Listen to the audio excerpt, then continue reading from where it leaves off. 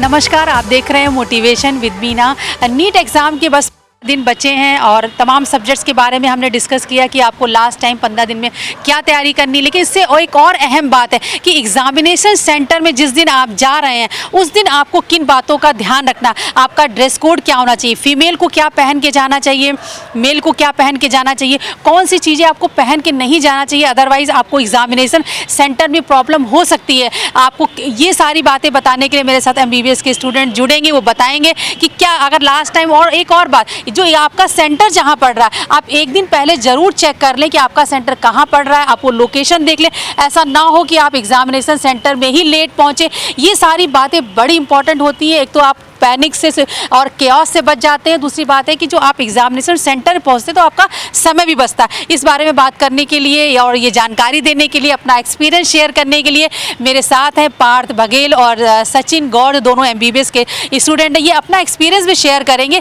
कि आखिर examination centre पे जाने से पहले किन किन बातों का ध्यान रखना चाहिए और आपका ड्रेस कोड क्या होना चाहिए। तो ओवर टू यू सचिन और पार्थ, आप लोग बताएं। Hello aspirants and my friends, मेरा नाम है पार्थ सिंह बघेल और मेरा नाम है सचिन गौड़। हम दोनों ही GSVM मेडिकल कॉलेज के फाइनल ईयर स्टूडेंट्स हैं। हमारा बैच है 2017 और आज हम आपसे कुछ माइक्रो डिटेल्स पे बात करना चाहेंगे नीट एग्ज़ाम को लेकर। सेंटर पे पहुंचने से लेके एग्जामिनेशन सेंटर के अंदर आपको क्या ड्रेस कोड फॉलो करना है, उसको लेकर हम आपको कुछ एडवाइसेस देना चाहेंगे। तो सबसे पहले अगर हम बात करें ड्रेस कोड से पहले अगर हम बात करें कि आप सेंटर पे पहुंच जाएं ठीक से, तो एक एडवाइस जो हम स्ट्रिक्टली आपको देना चाहेंगे वो ये है कि आपका जो भी सेंटर पड़े एक दिन पहले वहाँ उस शहर पहुँच के, उस जगह पहुँच के शाम के समय, रात के समय आप जाएं और फिज़िकली अपने सेंटर को जाके वेरीफाई करें। क्योंकि बहुत सारे शहरों में सेम नाम के स्कूल्स होते हैं, सेम नाम की लोकेलिटीज़ होती हैं। तो इस चीज़ को रूल आउट करने के लिए आप पहले ही एक दिन पहले शाम को या रात को जाके वहाँ पर फिज़िकली वेरीफाई करें अपना सेंटर को। अब सचिन कुछ ड्रेस कोड के बारे में बात कर लेते हैं, क्योंकि हमने देखा था जब हम एग्ज़ाम देने जा रहे थे तो बहुत लोगों को बोला था कि नहीं आप अपनी ड्रेस चेंज करके आइए, और इसमें उनके 15-20 मिनट एग्ज़ाम के चले गए थे। तो दोस्तों, ड्रेस कोड के बारे में ये बताना चाहेंगे कि आपको वैसे पता ही होगा, एकदम सिंपल बन के जाना होता है। ना तो हमें हाथ में घड़ी पहन के जानी होती है, ना कोई ऑर्नामेंट्स पहन के जाना होता है, ना कोई इलेक्ट्रिक डिवाइस लेके जानी होती है, ना कोई कैलकुलेटर लेके जाना होता है। एक्सेप्ट वो जो एम्स का जो क्वेश्चन पेपर होता है ऑनलाइन होता था पहले, उसमें पहले से कैलकुलेटर आता था। बट इसमें हमें कोई, क्योंकि ये ऑनलाइन नहीं होता ऑफलाइन होता है, तो कुछ कैलकुलेटर नहीं लेके जाना होता है। और ना ही यहाँ पे हम किसी भी तरह का हाथ में अंगूठी वगैरह लेके जानी है, ना पेन लेके जाना है। बस हमें जो लेके जाना है उसमें ये होता है कि अपना फ़ोटो, जो आपने एग्ज़ाम के जो फॉर्म पे लगाया है वही फ़ोटो आपके हाथ में होना चाहिए। और उसके साथ साथ फ़ोटो का बैकग्राउंड बहुत ज़्यादा इंपॉर्टेंट है, क्योंकि कभी कभी क्या होता है, अगर फ़ोटो का अच्छे से बैकग्राउंड नहीं होता उसकी वजह से वो जो सेंटर वाले होते हैं, कई सेंटर वाले जो होते हैं वो उस पर क्वेश्चन कर लेते हैं और आप पे एप्लीकेशन लिखवा लेते हैं। जैसा कि कई लोगों के साथ हुआ, मेरे साथ भी हुआ था। तो बैकग्राउंड जैसे मेरा अच्छा नहीं था, फ़ोटो का जो कि मेंशन था उसके अकॉर्डिंग नहीं था, तो मेरे पे उन्होंने एप्लीकेशन लिखवा लिया था, उसमें मेरी 5 से 7 मिनट जो है ख़राब हो गया था। तो आप इस चीज़ को बहुत अच्छे से याद रखें। और कोई भी तरह का मतलब जाओ, आप एकदम रिलैक्स होकर जाओ, लोअर्स पहन के जाओ। गर्ल्स जो होती हैं वो अपना एकदम सिंपल हाफ स्लीव्स जो टी-शर्ट वगैरह पहन के जाएं, और बॉयज़ जो होते हैं जीन्स वगैरह ना पहन के जाएं। यार बहुत अच्छे से रिलैक्स होकर करें पेपर, क्योंकि वो 3 घंटे में जितना आप कूल और काम रहेंगे, जितना फोकस करवाएंगे पेपर पे, उस पर ज़्यादा ध्यान दें। और यही है ड्रेस कोड में, बहुत सिंपल है। आप ज़्यादा कुछ हाई फाई कुछ ऐसा पहन के ना जाए जो आपको अनकम्फर्टेबल करे, और उस थोड़ा सा चिल रहे उस टाइम और अच्छे से एंजॉय करें। जैसे कि ड्रेस कोड में बॉयज़ के लिए आप प्लेन टी-शर्ट एंड पजामाज पहन के जा सकते हैं। आप ध्यान रखें आप शूज़ या सैंडल्स ना पहन के जाएं, आप सिर्फ स्लीपर्स पहन के जाएं। Same thing holds true for girls also, wear loose clothes, wear slippers. और आप कोई हाथ में अंगूठी ना हो, कोई कान में बाली ना हो, किसी भी तरीके की चेन ना हो, ना धागा हो, ना राखी हो, ना कलावा हो, कुछ भी ना हो। आप एकदम प्लेन जाएँ, क्योंकि आप अगर प्लेन रहेंगे तो आपको सिक्योरिटी चेक पे ज़्यादा टटोला नहीं जाएगा, आपको फ्रिस्किंग नहीं की जाएगी, आपको सीधे सीधे अंदर भेजा जाएगा, आपका टाइम बचेगा। मिलेगा फर्स्टली। सेकेंडली जो हम एक चीज़ और मेंशन करना चाह रहे थे कि जैसे हम लोग एमबीबीएस में पढ़ते हैं सर्केडियम रिदम होती है हमारी, तो क्या होता है पूरे साल बच्चा जो है वो लेट नाइट्स जग के स्टडीज़ करता है, सुबह फिर लेट उठता है और पूरे साल वो रात भर पढ़ाई करता है, तो उसका एक स्लीप साइकिल जो है वो डिस्टर्ब हो जाती है। लेकिन I think it is important कि एग्ज़ाम से लगभग 1 महीना पहले क्योंकि एग्ज़ाम का जो टाइम होता है वो 11 से 2 होता है या फिर 10 से 1 होता है अगर हम नीट की बात करें, तो इस बारे में क्या कहना चाहेगा?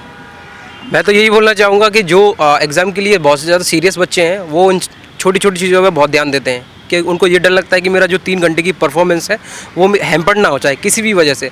तो वो बच्चा हमेशा पहले एग्ज़ाम सेंटर पे पहुंच के देखा आएगा, ये सारी चीज़ें करेगा। और स्लीप साइकिल की जैसे सर्केडियन रिदम की बात हुई है, आपको सबको पता है पढ़ते ही हैं, तो उसको आप एक्चुअली अप्लाई होता है वो देखोगे जब एग्ज़ाम आएगा। जिस टाइम आपका एग्ज़ाम का टाइमिंग होता है हमेशा उस एग्ज़ाम की टाइमिंग पे मैक्सिमम टाइम पढ़ने की कोशिश किया करो, ताकि उस टाइम हमारा माइंड पेपर में भी उतना ही एक्टिव रहे जितना हमारा रूम पे रहता है।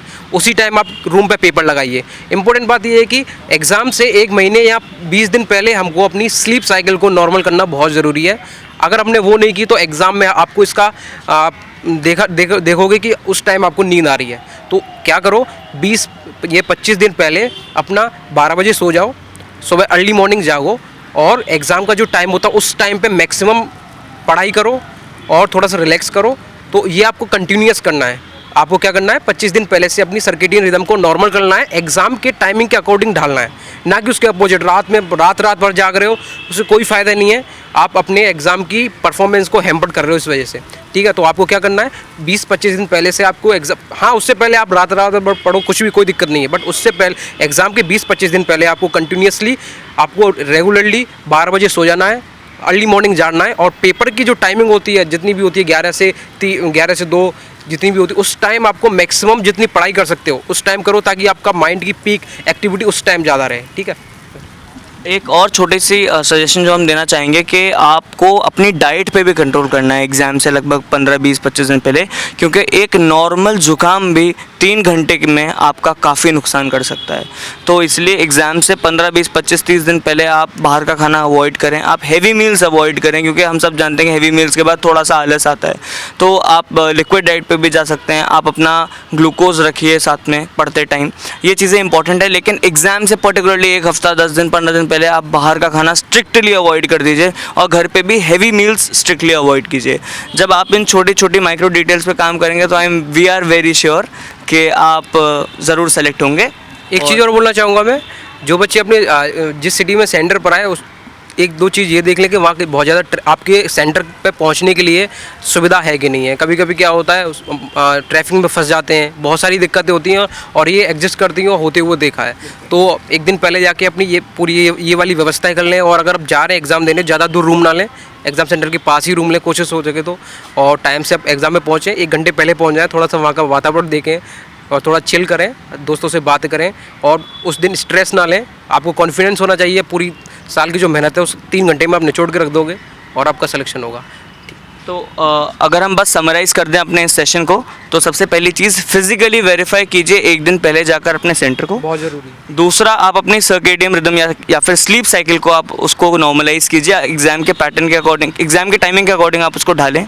तीसरा, आप अपना डाइट कंट्रोल करें, ज़रा सा भी आप हेल्दी ही फूड खाएं, ज़रा सा भी हैवी मील्स ना लें और बाहर का खाना ना खाएं। अपनी तबीयत का ध्यान रखिए और किसी भी तरीके का फिजिकल एक्सर्जन से बचें। और जो लास्ट चीज़ बताई गई है, अगर आपके शहर में सेंटर है तो आप पहले से ही ट्रैफिक और इन सब चीज़ों को मद्देनज़र रखते हुए आप उस चीज़ का ध्यान रखें और बिफोर टाइम अगर आप सेंटर पर पहुँच जाएंगे तो कोई बुरी बात नहीं है। Thank you so much and all the very best aspirants. तो thank you Parth, thank you Sachin, आपने बहुत अच्छी जानकारी दी। तो और देखिए, ड्रेस कोड की बात जो दोनों स्टूडेंट ने बताई है बहुत इंपॉर्टेंट है मेल और फीमेल के लिए। हम आपको स्क्रीन पर इसके डिटेल्स भी दिखाएंगे जो अपने एनटीए ने अपनी वेबसाइट पर जारी किए हैं कि आपको क्या पहन के जाना है और क्या नहीं पहनना है।